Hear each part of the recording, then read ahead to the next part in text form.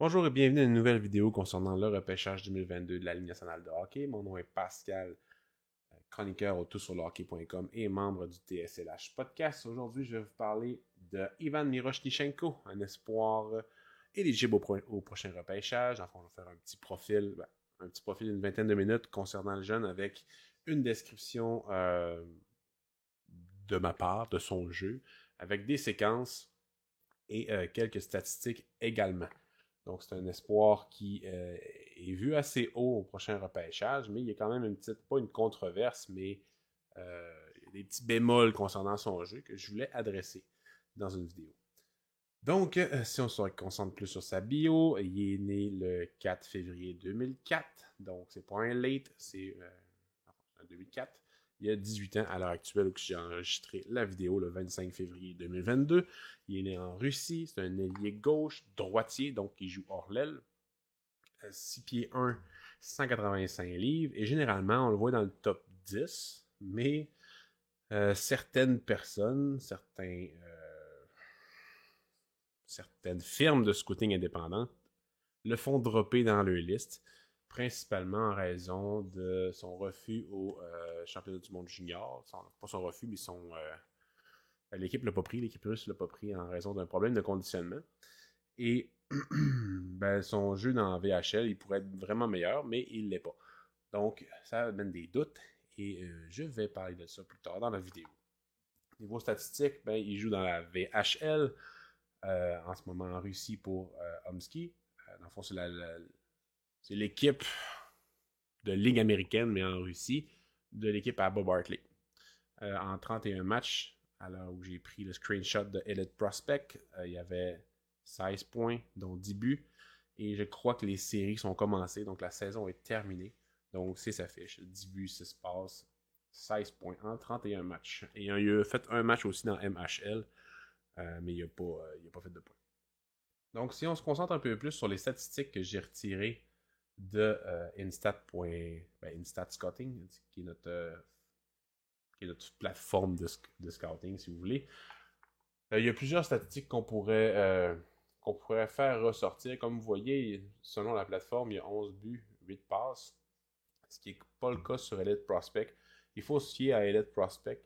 Ici, vous avez aussi la pré-saison. Donc, sur mon tableau statistique, il y a tous les joueurs de la VHL. Il y a aussi la pré-saison. Donc, il y a un peu plus de production que ce qu'on peut voir sur Elite Prospect. Dans le fond, pour cette statistique-là, ce tableau-là, j'ai pris chaque équipe, j'ai extrait les statistiques de la saison selon plusieurs caractéristiques et j'ai juste pris mon analyse un peu sur les joueurs qui sont nés en 2003 et en 2004.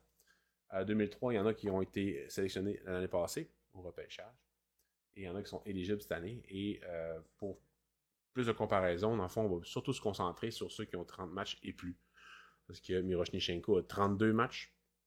Et vous avez Toshilkin et Ivansov qui ont plus de buts, qui ont plus de matchs joués, mais qui sont plus vieux aussi également. Donc, ce qu'on va faire, c'est qu'on va vraiment se concentrer sur les 1, 2, 3, 4, 5, 6, 7, les 7 premiers. Parce que le restant, mais, ils ont vraiment moins de matchs de jouer, donc c'est pas vraiment pertinent d'en parler. Je ne passerai pas beaucoup de temps sur ce tableau-là. Je voulais juste vous montrer un peu de contexte sur les statistiques dans la VHL. Je veux pas, c'est un gars de 18 ans, il vient d'avoir 18 ans. Il se prend contre des hommes. C'est pas seulement des hommes de 25 ans ou 24 ans ou 23 ans. Non, non, il y en a de 30, 35 dans cette ligue-là. C'est une ligue qui est difficile à jouer pour un jeune joueur. Et c'est pas une ligue de développement comparativement à la ligue américaine qui l'est un peu plus. C'est vraiment une ligue de performance comme la KHL. C'est juste que c'est un niveau inférieur. Donc, on peut voir sur la colonne des, euh, des hits, dans le fond, des mises en échec, il y en a plus que tout le monde. Il y a plus de tirs et de loin. C'est des tirs tentés, c'est pas nécessairement des tirs sur le but, parce qu'au niveau des tirs sur le but, mais il n'est pas le meilleur. Son pourcentage de, de, de toucher la cible, si vous voulez, est moins élevé que les autres, mais ça ne veut pas dire que son tir n'est pas précis. On va le voir dans les vidéos, il y a un tir très précis, très foudroyant, mais lorsque vous essayez de tirer de n'importe où, ben des fois, c'est sûr que ça va toucher à la baie vitrée. Et n'oubliez pas, c'est un algorithme qui calcule toutes ces séquences-là, les passes, toutes ces affaires-là, c'est un algorithme. Donc, c'est pas toujours 100% précis si on veut. Je voulais aussi vous parler de... si on regarde en 32 matchs, il y a quand même juste 3 erreurs qui ont mené à des buts adverses. Ils participent beaucoup sur le power play, qu'on peut voir dans la colonne du temps en power play. 151 power play comparativement à 174 pour un autre. J'aimerais... Le fait qu'il ait participé à beaucoup de power play et qu'il n'ait pas une bonne production m'indique qu'il pourrait avoir un petit plus à ce niveau-là. Soit que c'était pas un bon powerplay au niveau de l'équipe, ou soit que lui-même, il était pas nécessairement pas impliqué, mais bref, il pourrait vraiment avoir un meilleur taux à ce niveau-là, au niveau de la production, si on se base sur le powerplay, parce qu'il était vraiment sur le premier powerplay de l'équipe. Il participe pas pantoute au désavantage numérique, au niveau des puck battles, dans le fond, vraiment des batailles pour la rondelle, il est largement au-dessus de tout le monde. Comme vous allez pouvoir voir dans la vidéo et que j'ai écrit dans le texte aussi descriptif que vous pouvez lire sur hockey.com, c'est un joueur qui est impliqué dans les batailles, dans le trafic, mais qui n'est pas tout le temps à 100%. Donc, comme on peut le voir sur son pourcentage de batailles gagnées, qui est à 46%, des fois, il faudrait qu'il se tape un peu dans une bonne petite tape dans le dos là, pour qu'il en donne un peu plus. Parce que avec le talent qu'il a, sa force physique qu'il semble avoir, et son batteur, il pourrait gagner pas mal plus de batailles qu'il gagne en ce moment. Et je pense que ça joue beaucoup sur l'évaluation des gens et sur son classement dans les listes. Dans le fond, dans les 3 zones, c'est une personne qui est très impliquée au niveau des batailles physiques, mais il ne gagne pas toutes, donc c'est pas nécessairement plaisant à ce niveau-là. C'est un joueur qui adore avoir la rondelle dans sa possession. Ça ne dérange pas de déjouer les joueurs, mais il préfère, comme on peut le voir, le 32 Dex, c'est des déjoues.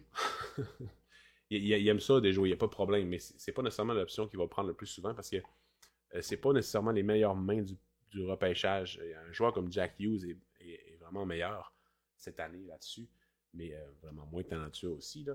Mais Miroshnichenko préfère la passe ou bien juste utiliser sa vitesse pour contourner les joueurs au lieu de vraiment les traverser. C'est un bon passeur aussi. Il faut faire attention avec les takeaways et les puck losses. Des fois, un puck losses pour l'algorithme, c'est juste un petit dump en zone adverse, puis il évalue ça comme une perte de possession, ce qui n'est pas le cas. Mais ça donne quand même une bonne idée qu'il génère quand même du trafic au niveau de la rondelle. Il va aller récupérer des rondelles. Le takeaway est quand même pas pire parce que c'est quand il récupère des rondelles. C'est pas nécessairement des revirements créés, mais c'est quand lui va chercher une rondelle libre. 96, c'est quand même bon comparativement aux autres.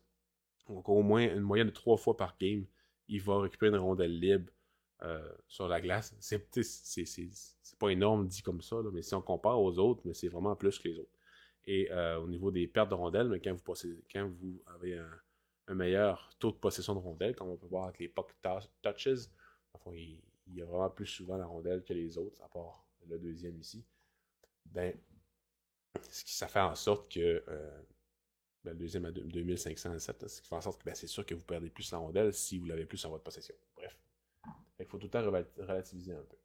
Donc, si je veux me concentrer un peu sur ses habiletés, je vais vous mettre des séquences de jeu. Quand je parle de ses habiletés offensives, ses mains, son jeu physique, jeu défensif, sa mobilité, peu importe, je vous mets des séquences qui sont caractéristiques de ce que je suis en train de parler. Je ne mettrai pas une séquence où il plaque des joueurs si je parle de son tir. Si je parle de son tir, je vais mettre des séquences de tir. Si je parle qu'il plaque des joueurs, je vais mettre des séquences qui plaquent des joueurs. Il y a le numéro 63 avec Omski dans la VHL. C'est un équipement qui est généralement noir et orange, mais aussi blanc et orange. Et pour la Russie, équipement rouge typique, il y a le numéro 10. Donc, Miroshnichenko est un des gars les plus talentueux du repêchage 2022 de la Ligue nationale de hockey. Offensivement, il est très polyvalent, il peut faire un peu tout, mais c'est vraiment un shot first. C'est vraiment un marqueur de but, un gars qui va tirer. Il va tout le temps évaluer l'option de tirer avant de l'option de la passe. Son tir sur réception est probablement sinon le meilleur du repêchage au niveau des attaquants. David Jiricek a un meilleur tir sur réception que lui. Mais c'est un défenseur, donc c'est normal. Mais pour les attaquants, c'est pas mal lui qui a le meilleur, je crois. T'sais, vite de même, là. Il y en a peu qui ont autant un bon tir que lui. C'est un tir qui est précis. C'est un arsenal qui est diversifié. Donc, tir sur réception, tir des poignets, tir voilé, un petit slap shot, un hard slap shot. Tout est vraiment de haut niveau et peut servir à battre le gardien de but de n'importe comment. Son élan est moins rapide que Shane Wright, plus prévisible un petit peu, mais je crois que la vélocité est un peu plus importante que Shane Wright. Donc, les deux s'équivalent quand même au niveau de la compétence pour marquer des buts, mais sont quand même différents. Donc, ce que j'aime particulièrement pour Miroshnichenko au niveau de son tir des poignets, c'est vraiment l'utilisation de l'écran devant lui pour battre les gardiens de but. Il peut décocher sans avertissement avec le défenseur en avant de lui, puis le gardien de but ne l'aura pas vu. Donc, des fois, il va faire l'arrêt, c'est sûr et certain. C'est dans VHL, c'est des gardiens de but qui sont quand même compétents. C'est pas des gars de la LHJMQ, de la USHL. Ça demeure des gardiens qui sont matures en avant de lui, mais il est vraiment bon pour les battre. Et il va être bon à la ligne bleue, il va être bon sur certaines mises en jeu, mais il va être bon également devant le but. C'est un joueur qui joue dans le trafic. C'est pas un petit joueur de périphérie qui a peur des contacts physiques. Il mesure 6 pieds 1, pèse 180, 190 quelques. C'est un joueur qui adore payer le prix. C'est quand même pas mauvais pour un joueur aussi talentueux. Le problème, c'est vraiment l'implication. Je vais en parler plus tard. Mais pour son tir, ça fait pas mal le tour. Pour sa capacité de fabriquer un jeu, il va faire des passes vraiment savantes par moment, mais c'est vraiment pas un fabricant de jeu dans l'âme. Il est polyvalent, oui, il est bon pour fabriquer des jeux, surtout sur le rush, mais sur l'avantage numérique, c'est vraiment plus le tir qui va penser en premier. Puis le monde le sait, ça. En fond, les défensives adverses le sait, même si il y a 32, 33 équipes, peu importe dans VHL, ses adversaires le connaissent parce qu'ils savent que c'est un bon jeune. Donc, en sachant que c'est qu'un gars qui va tirer plus, ben, ils vont défendre plus le tir. Donc, ça peut créer des ouvertures. Et ça, Miroshnichenko est très bon pour influencer les défenseurs, pour justement avoir des lignes de passe ouvertes, pour les envoyer à ses coéquipiers. Donc, c'est une affaire que j'aime bien de son jeu, parce que ça le diversifie, ça le rend plus imprévisible et plus menaçant en offensive. Donc, sur l'avantage numérique, ça, c'est vraiment quelque chose que j'aime beaucoup. À 5 contre 5, j'aimerais ça le voir plus, mais c'est pas un problème nécessairement. Parce que c'est un joueur qui est rapide, donc qui est dangereux en contre-attaque, qui est dangereux pour déborder les défenseurs adverses, puis ce qui est capable, quand il n'est pas capable de les traverser avec une feinte, mais ce qu'il va faire, c'est qu'il va faire une petite accélération, il va baisser l'épaule, il va être contourné, puis il va être capable de couper au net, ou bien d'envoyer la rondelle à un coéquipier. C'est quelque chose qu'il est capable de faire, qu'on aime beaucoup en Amérique du Nord aussi, et qui n'est pas nécessairement typique des Russes talentueux. Les Russes talentueux, généralement, surtout cette année, c'est des joueurs un peu plus de périphérie, qui vont être plus sur le je passe la rondelle au lieu de foncer au net. Miroshnichenko termine ses jeux devant le net, ça termine ses actions au filet pour créer l'offensive. Ça pourrait être mieux. Comme je disais, son implication n'est pas tout le temps top niveau, mais ça va quand même bien à ce niveau-là. Au niveau mobilité, tu sais, il pourrait avoir plus de fluidité, plus de légèreté dans ses mouvements. Parce qu'il y a peut-être un petit problème au niveau de l'explosion. Vraiment, je ne suis pas un expert de patin, vraiment pas. Il pourrait avoir je crois, un peu plus de légèreté, mais quand il est dans sa game, quand il joue contre des gars de son âge, dans les tournois internationaux, cette année, il était vraiment impressionnant, même l'année passée aussi. Il est réellement élite contre des gars de son âge. Mais dans VHL, je ne sais pas si c'est un problème de confiance de gars qui veut bien faire dans les 3 zones. On dirait qu'il se donne un peu moins au niveau de la rapidité. Parce que, sérieusement, il peut vraiment avoir une bonne vitesse là, de croisière, si on veut. Mais, je sais pas, il y a peut-être un petit problème dans VHL pour bien faire ou bien peu importe. Ensuite, au niveau de son offensive, je peux parler un peu du physique. 6 pieds 1, 185 livres, je viens de revérifier, je m'en souvenais plus. je vois vraiment un potentiel pour devenir pas un attaquant de puissance nécessairement, mais assez polyvalent pour être capable de s'imposer physiquement, de jouer dans le trafic. Déjà là, qui a l'intention de jouer dans le trafic, c'est déjà bon pour un Russe, si on veut. Et pas nécessairement comme Ovechkin, là, c'est pas un Ovechkin, vraiment pas. Mais il y a cette volonté-là de jouer où ça fait mal, où il faut payer le prix. Et c'est très bien. Euh, Au niveau de l'échec avant, il est capable.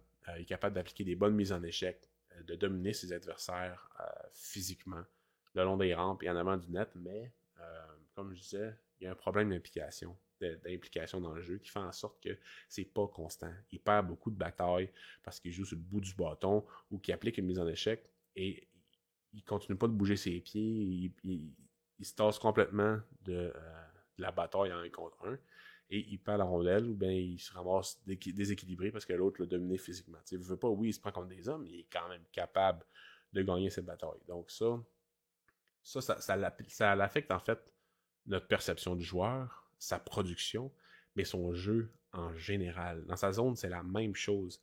C'est un joueur dans la KHL en pré-saison que je voyais vraiment bon dans sa zone, mais son offensive n'était pas là. Donc, il a été renvoyé. C'est normal, là. Omsk est une des meilleures équipes. Dans le fond, c'est l'équipe de Bob Hartley. Une des meilleures équipes en Russie. Donc, c'est sûr qu'il n'allait pas garder un gars de 17 ans. Là. En pré-saison, il avait 17 ans. C'est sûr qu'il n'allait pas garder un gars de 17 ans dans le KHL. Ils l'ont envoyé en VHL, ce qui est une bonne décision. Mais je pense que ça l'a titillé un petit peu Miroshnichenko parce qu'il n'a pas le même entrain en pré-saison KHL qu'en VHL toute la saison. C'était vraiment peu constant au niveau de son implication dans le jeu. Là, plusieurs personnes questionnent son éthique de travail. Après ça, son conditionnement physique avec ce qu'ils ont dit au championnat du monde junior qu'ils l'ont rétrogradé parce qu'il y avait un problème de conditionnement physique. Et il y en a qui... Fait que moi, personnellement, je me questionne pas nécessairement sur son éthique. Je pense qu'il y a une petite frustration, mais je pense surtout qu'il y a un manque de confiance. Le truc de conditionnement, je crois pas à ça pendant tout. Je pense vraiment, vraiment, vraiment pas que c'est vrai. C'est pas la première fois qu'un dirigeant russe va nous avoir menti là, au niveau du hockey. Là. On ne commencera pas à faire de la politique. Là. Mais c'est vraiment pas le but. Mais au niveau des raisons pourquoi ils l'ont pas pris, même affaire avec Daniel Shaika ou bien Kuznetsov qui n'ont pas été pris pour jouer pour le championnat du monde junior. Ils ont donné comme raison qu'ils n'étaient pas bons dans leur zone, ce qui est vraiment pas vrai. Donc, tu croyais pas ce qu'ils disent pas tout. Personnellement, Miroshnichenko, je pense pas qu'il y ait un problème d'éthique. Je pense pas qu'il y ait un problème de conditionnement physique. Je pense vraiment plus d'un problème de confiance mêlé avec un petit peu de colère, ce qui est normal parce qu'il était pas mauvais dans KHL et que c'est une des meilleures équipes. Donc, de jouer 11, 12, 10 minutes en KHL pour la meilleure équipe, pour Bob Hartley, un coach nord-américain, ben, ça aurait été quand même bon pour son futur. À la place de ça, il joue dans VHL vraiment plus. Et il y a un bon.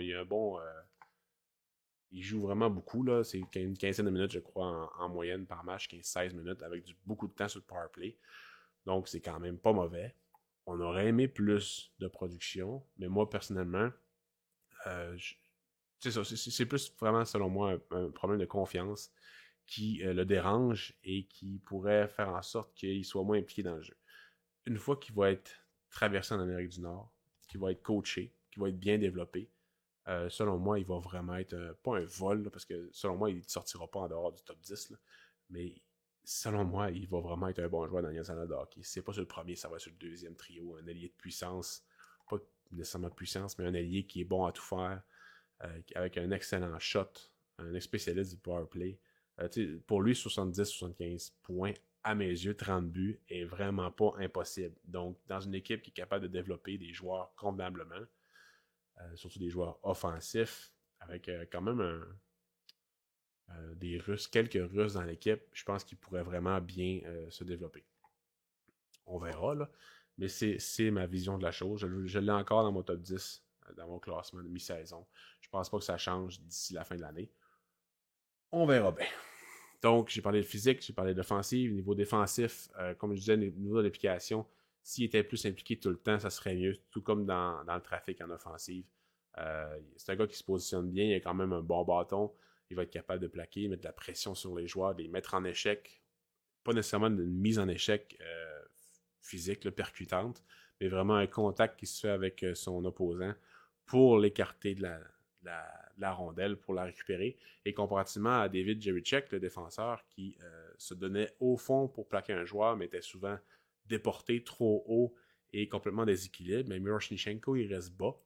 Il va être capable de déstabiliser son adversaire sans perdre d'équilibre pour être capable de récupérer la rondelle. Pas à 100% du temps, mais il y a un potentiel vraiment intéressant à ce niveau-là qui m'indique qu'en Amérique du Nord, ça va bien aller. Donc, il y a ça qui est bien. Niveau défensif, c'est fait. Mobilité, j'en ai parlé. C'est sûr qu'il faudrait avoir un peu plus d'implication. Pas d'implication, mais un peu plus de gymnase pour améliorer, pas de gymnase, mais un peu plus d'entraînement au niveau de la technique pour vraiment améliorer ça. Mais tout se règle, selon moi, avec plus de maturité et un coach axé sur le développement. À ce niveau-là, je pense que ça va venir. Je pense pas qu'il va sortir du top 10, là, on verra. Là. Mais le facteur russe qui va jouer. On verra bien ce qui va arriver. Mais j'ai vraiment confiance en son talent, personnellement. Donc, ça fait pas mal le tour de ce que je voulais aborder concernant Ivan Miroshnichenko. C'est un espoir que j'adore, donc j'espère que la vidéo va avoir aidé à partager un peu mon intérêt pour ce jeune-là. Oui, je l'ai descendu par rapport à mon classement de novembre versus lui de mi-saison en février, mais j'ai encore confiance en lui. On va voir ce qui va se passer en série. S'il signe un contrat avec Omsk de 2-3 ans, je pense qu'il va dropper, mais je pense pas que ça va arriver sérieusement. Je le vois venir en Amérique du Nord vraiment rapidement. Avec ce qui s'est passé au championnat du monde junior, ça se peut très bien qu'il y ait un petit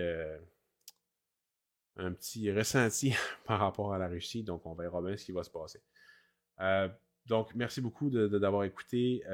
N'hésitez pas à partager la vidéo, à venir nous jaser sur le forum TSLH. Sur Facebook, on a ouvert une page là-dessus, on est 1200, c'est une page vraiment dédiée à la discussion sur le repêchage, sur les poules de hockey. Donc, c'est vraiment le fun, sérieusement. Il y a beaucoup de discussions qui se fait à tous les jours. Même pas de modération, il n'y a pas de haters. Fait que vive le forum TSLH. Et suivez-nous aussi sur toutes nos plateformes podcast. Je vous remercie beaucoup. À une prochaine vidéo.